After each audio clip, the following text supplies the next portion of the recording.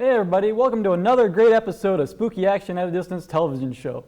Best show north, south, east, and west of the Rockies. Today we're going to be talking about Bigfooting again, or Rezsquatching as some say. And I have my guest Barry Webster over here. How you doing today, Barry? I'm doing good. You're doing good? You're moving up, because before it was just all right. Yeah.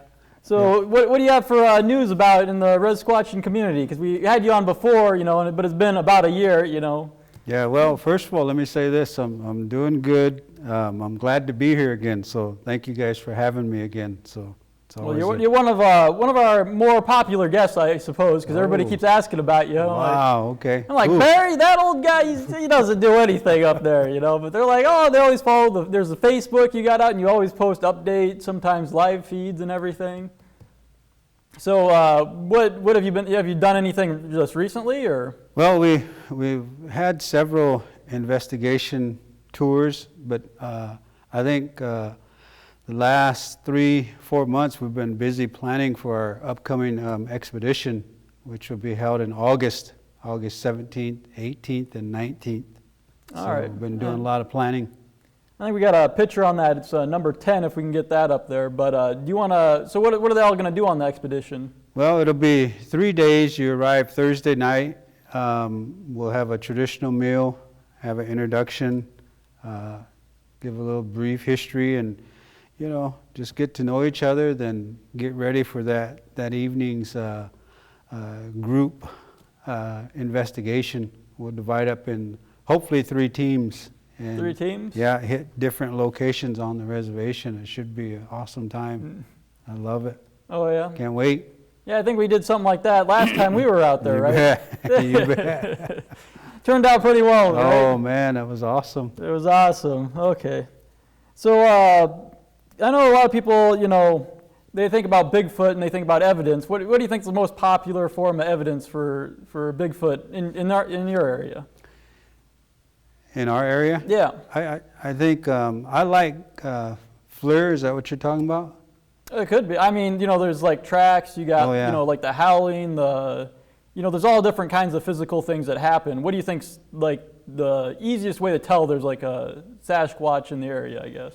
I think there's a. I don't know. I guess I don't have just one. You don't know. You're supposed to be an expert on this. Well, let me finish now. Let me finish.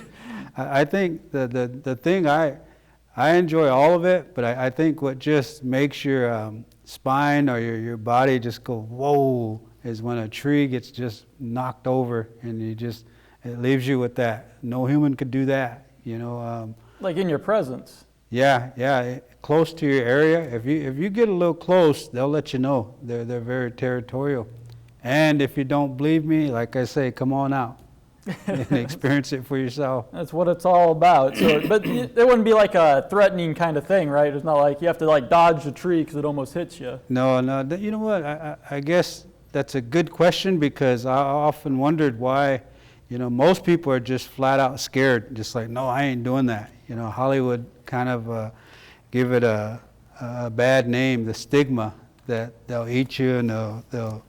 I just, we've never come across that kind of behavior, aggressive behavior. If they do anything, they'll do it a distance away, or you actually see them. So it depends. Yeah, a lot of times they're pretty far away, right? When you try to go out and do a tour or something. Yeah. What do you think like the closest you've ever been to one? Wow, the closest I've ever been to one has been about 30 yards. Eye to eye, I saw him from head to toe. So. Yeah, I think we had a picture of one, some eye shine at 40 feet. Yeah. You sent that one? Yeah, it's number 6 on our list here. Do you want to talk about that one? Do you remember what it was happening then? Yeah. Well, we were doing an investigation, and it got a little late. About 2 o'clock, I remember, saying, hey, let's wrap it up. We got some eye glow. And so we packed it up, started heading out in the vehicle. We started leaving. Something told us instead of going left, we went right just to take a look because we saw him in that area. So I thought, man, I got to go over here and look. Kind of like a gut feeling? Yeah, or? so we did. We took a right. And, you know, I probably told this story before, but that one still stands out in my mind, you know, when we saw him face to face, you know, and it's still probably one of the better experiences I've had. I remember it like it was yesterday, you know, but it was a face to face. I learned a lot through his body language, you know. What did he do exactly? Well, did he cross his arms? He was like... No, he actually, you know, he was crouched down again, and what was really interesting is he crouched down again as if to say, you know, you've been hollering at me, or, you know, calling. Now I'm here. What do you want? It was the body language. Then he stood up. Then he tilted, as if to say, where you at, loudmouth? You know, I was doing all the talking and I was driving, and I was like, oh my God, he's looking right at me. You know, that's a good question, though. You know, what are you looking for out of this? You know, you go out there and you do all these tours. You always, you know, just want to see him, right? I mean, you know. Well, I don't think it was ever, now that in retrospect, as I look back, it was never, I just want to see him and I'm done. It's just a thrill. You know, it's kind of like a bingo player. You know, you get addicted to it, you know, and that just a thrill for us, I guess. You don't do nothing like the messing with Sasquatch, right? Where you do the stuff out there and play tricks on him? No, we wouldn't do that, man. You know, we get a lot of questions and we get a lot of, you know, naysayers, but I think it's more the experience, you know, the respect we show him. You know, that's very still intriguing to me today. You know, we all get a thrill out of that, the interaction we've had. You know, in fact, last night I was talking to one of my friends, Robin Roberts. She's got a dog named Rue. She just we agreed last night that she would be one of our guest speakers, and she was talking a little bit about that. I've squatched, you know, for years now, and if there's ever anybody I respected, and of course I didn't squatch with every, you know, squatcher out there, but she gained our respect. You know, she has a similar approach. She don't use her own native language, but she can bring them out, you know, similar to what we do, and she has this connectedness, you know. Yeah. This, it's a lot different than how a lot of other people who are like just chasing Bigfoot, right? They're kind of... Yeah, we had some guys come in and, you know, just, you know, we don't like that. You know, that's not our style. That's, you know, we're more respectful, you know. We use a lot of our cultural teachings and... Yeah, I remember there was something you were saying last time I was up there about a lot of the Bigfoot hunters, they don't actually see Bigfoot. You know, it's like, how do you call yourself a Bigfoot hunter, you know, compared to like what you do, you know? You feel like you're doing a lot better than a lot of other people then in the, you know, hunt, I guess? Yeah, I think what we do is very unique, and I think a lot of times, you know, we'll find out that most of these, you know, guys haven't even seen one yet. Yeah. Yeah, so because they come out there and they want to go hunting and stuff, and yeah. so I'm guessing you guys share experiences and stuff. Yeah, and we you know, we love what we do, and our USP, our unique selling proposition in the business jargon, is that I think what makes us different is our approach, and it's based on, you know, what we were taught by our elders. Yeah. Yeah, so there I think I asked this one before too, but like, you know, Bigfoot stories that have been passed down, you know? Oh yeah, a lot of oral stories, a lot of oral tradition about him, you know, and do you have a good one that you could share with us? Well, I think the more we keep asking and the more we learn and I thought this was really cool. I've learned that he was a protector of our medicine. You know, and I'm not sure I totally and fully understand that one, you know, but it sounds like he protects our plants on the reservation, the medicines that we used to use for healing, some of our medicine people. Mm-hmm. So that's kind of what I get from that, and I think that's really cool. That's cool. Do you see him more around, you said he's kind of a protector. Do you see him more around like maybe sacred sites or something? Yeah, we had, I know he'll probably watch us, a good buddy from Washington. He's a big squatcher himself. He's a Native American, Tom Seawood. He had some interesting theories, and we learned a lot from him. And he talked about, the Missouri River and how, the fish will be their main protein source. Mm-hmm. And it's interesting because we're hearing more stories about people fishing down by the Missouri, and they're hearing something actually dive in and swim across the Missouri. So we've been getting a lot of stories told to us, a lot of reports. And the one thing that we believe, and we've seen it, is that there's natural springs on the reservation. Yeah, because they would need a water source or something, right? And so we always, it's our belief, and we've had a lot of success kind of hanging around by the natural springs. We get a lot of activity around natural springs. So, of course, it's good water. Yeah. So it's a good water and they're source. also kind of sacred sites too, right? Yeah. They're kind of, need Yeah. to be protected. You ever think like you went too far and that you felt kind of like in danger maybe from one of these? Well, maybe you went somewhere you weren't supposed to, or you angered one? Yeah. I just gotta ask, Yeah. one time I took and I took most of the high school football team out. They begged me to take them. I didn't want to, but my wife said, "Go ahead, take them."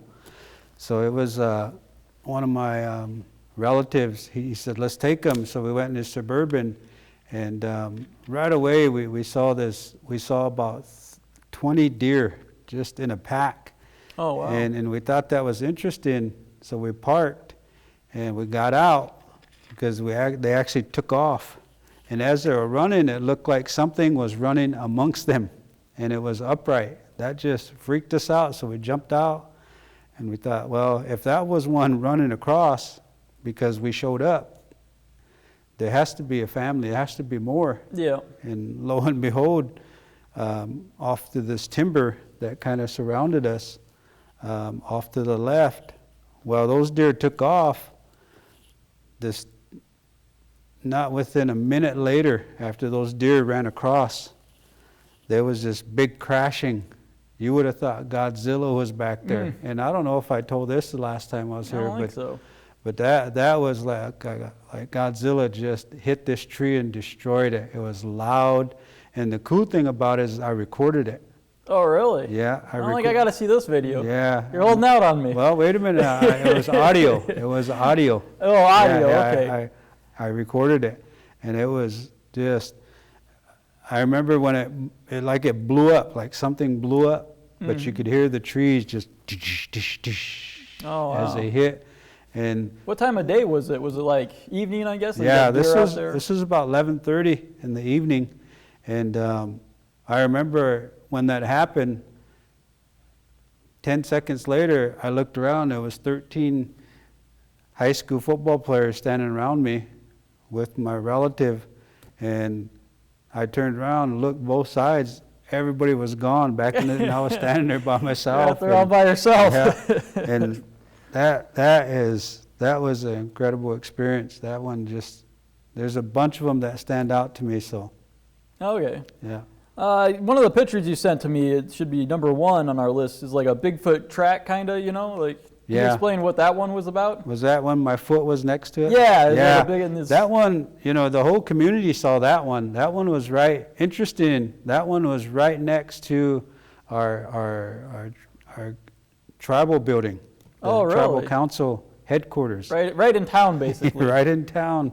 And I have a hard time believing that somebody could actually, duplicate or make that. That one was questionable, but hey. You ever hear of anybody doing that around the area? They go. No. Well, because I'm guessing you're popular enough. A lot of people want to be out there and mess with you, maybe. Well, so maybe. Unfortunately, that doesn't happen. people are too scared, I think, to hang out there. And you know what, I don't blame them. If you don't have any experience, and I've had people say, hey man, I heard something out there burying, and here's what it did, and we got the heck out of there. So we don't get too many pranks pulled on us out there, because I don't think people want to chance it at all. Yeah, even people doing other stuff, kind of like hunting, right? They go out there hunting, and then it's, something happens and they leave, right? Like that, does that happen a lot? Yeah, we've heard some good stories about hunters, but one thing we learned over the years is that they know what guns are. They even know what camouflage shirts are. So they just hightail it out of there. I get a lot of hunters local and say, I've been all over, I never see anything. Well, you're not going to see anything. They know what those guns do to deer, So you don't think they're going to, if you go out with like a gun or something, they'd probably stay away from you? Yeah, we don't ever take guns. There's some there's some things we don't do now. That is, we're camouflage. We don't try and look like hunters. Yeah. At all. And that increases your chances, huh? Yeah. Okay, and you also don't use like certain lights and stuff, right? Yeah, like we don't. We have flashlights on us, but we try to keep that to a minimum if we can. Yeah, okay, so we had another picture of a Bigfoot track in the snow, number 2, going down the list here a little bit. Yeah, can you explain where that one was taken at? Yeah, that one was taken out north, out by one of my niece's house. And interesting enough, we didn't follow it, but that actually went about 50 yards, but then it crossed the road and it crossed up the hill. It was too cold that night to really follow them. But yeah, those tracks. Too cold that night. Come on, this is what you're out there for. You're supposed to follow that all the way to wherever it goes. We should have though. Yeah, that one was interesting, and it was about 6 feet apart. Every stride was 6 feet apart. Oh wow, that thing would have to be huge then, huh? Yeah.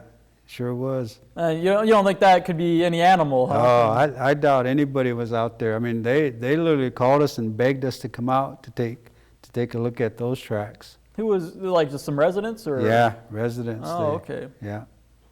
All right, and then we also have one. You have a cast made.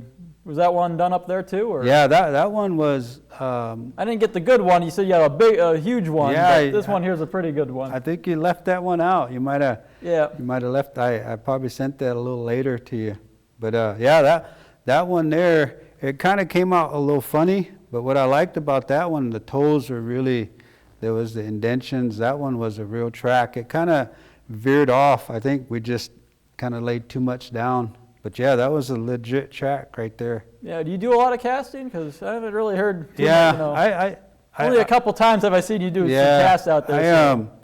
If they're good, I'll do them, if I have time, if I have a kit. But for the most part, I think this last one I sent you was 21 inches. Yeah. Yeah, that one was huge, man. It was huge. So. I remember you had like an expedition out, I think it was last year. You had like people come by, it was in the summertime, and they did some like drone coverage of stuff flying around. Yeah. How'd that ever turn out? You ever get anything out of that, or? No, we didn't. However, that was cool though. I think the right time, that would work, because now they got thermal on them. So really? I think that would really be cool if we. Oh, you gotta get one of those thermal drones then. Yeah, huh? Yeah. That'd be cool. Then we have one more picture where you had some muddy footprints, and there was a kind of a big footprint in that one. You remember that one? Yeah.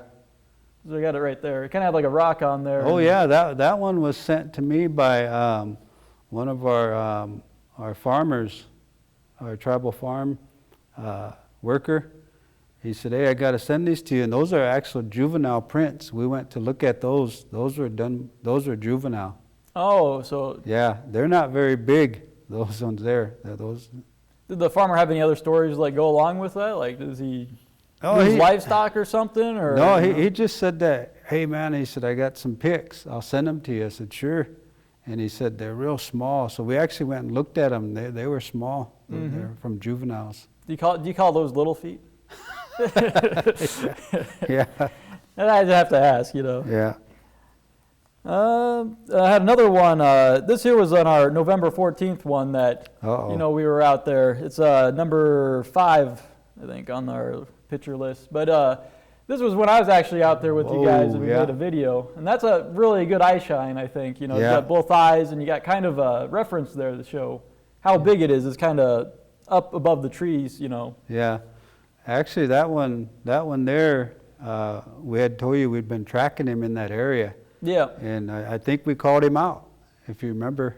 Yeah, we were just going on our way back home, you know. Just wrap up the night. We're not going to do anymore. And well, then let's go back to that once. Let's go back to that. Can I pull that back up?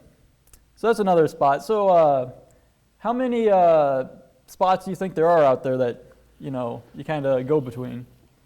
Oh, we have about anywhere from 8 to 10 that we actually like to go to, that have actually, we've had activity on a regular basis. And so anyway, I wanted to look at that because those eyes, I mean, if you actually look at that, you know, there's no way you can deny because of the width of the eyes. Mm-hmm. You know, they're far apart. Yeah, it'd be better if we had more references on there, but you know, this is all done at nighttime. Yeah. You know, it's so hard to get anything to come out clear. Yeah. You know, it's a hard job you're doing out there. Yeah. You guys ever get a thermal camera yet? Oh yeah. Did you get any good footage on that yet? Yeah, we got a couple, and I'll share a quick encounter we had. We were going down by Big Elk Park. We were going 10 miles, just driving slow.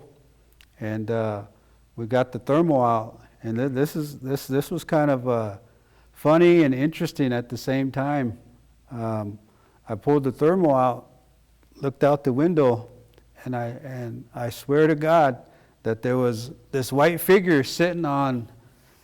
First, it was a figure, it looked like it was sitting like this, and I couldn't really see the shape yet. And then we got off. And I handed the thermal to my brother, and I said, "Check that white spot over there. There's some heat over there." So he zoomed in, and sure enough, it was a squatch sitting down on a tree.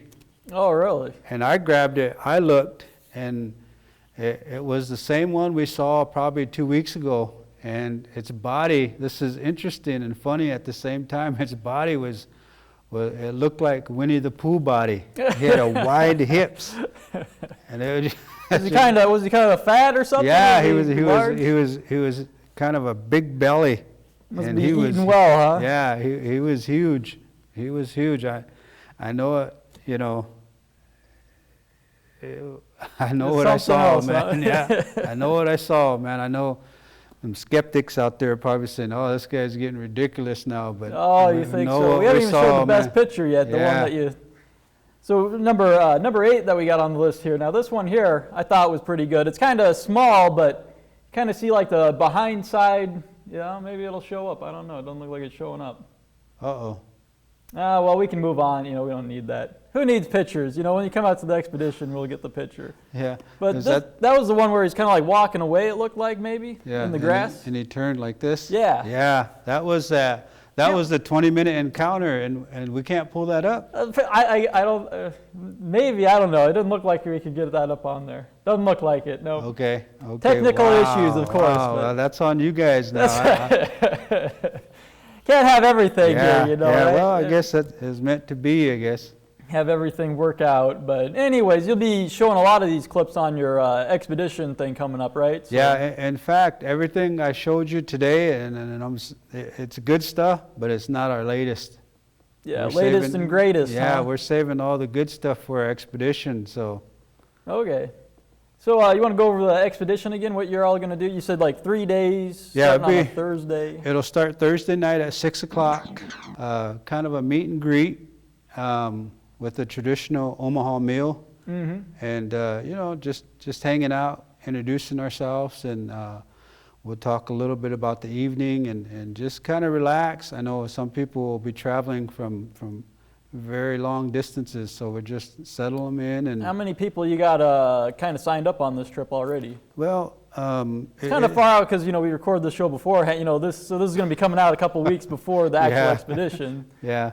So right now, my brother's in charge. The last I knew, we don't take a lot of people. you know, for the simple fact that we don't like real big crowds, real big groups. So Yeah. last I heard, we were pretty close to 10 people. We were looking at 15, and Yeah, you don't want to get much bigger than that, do yeah, you, right? 'Cause yeah, no, we don't. I know on ghost investigations, you get a lot of contamination and people, you know, yelling and doing stuff you don't really Yeah. want. So you really got to, you know, bring it down if you can. Yeah, So that'll be a pretty good group size, though. yeah, You got 3 spots picked out. oh yeah, Is down bottom one of the spots? yeah, yeah. We're actually going to make those group team leaders and their teams actually stay in one of the hot spots. So that's what we're doing a little differently. We got a little rappelling we're going to do. That should be fun. Repelling, what do you mean by that? Well, we're actually one of the strategies is to go down from a lookout point. Remember the Yeah, view yeah. over Missouri River? We're actually going to rappel down that. I knew you were going to bring that up. Those are great pictures, you know, because it's all country out there. There's trees and stuff Yeah. everywhere. So you're going to get like rope and like rappel down it? Or Yeah, something? yeah. My nephew actually is a certified rappel person. I want to say master. Master, he's a master at it. Yeah.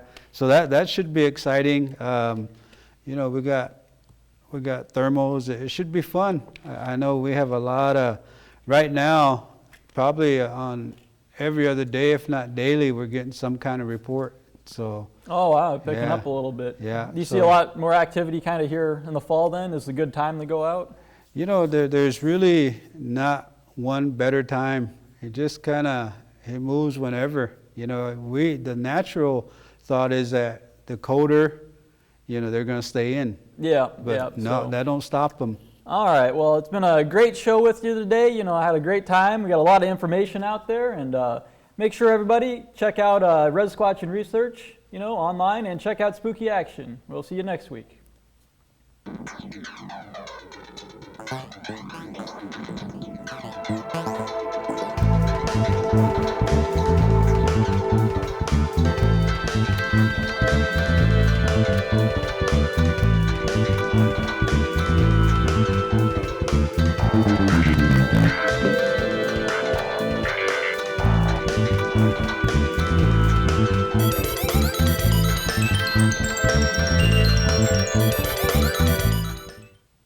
It's a wrap. Huh?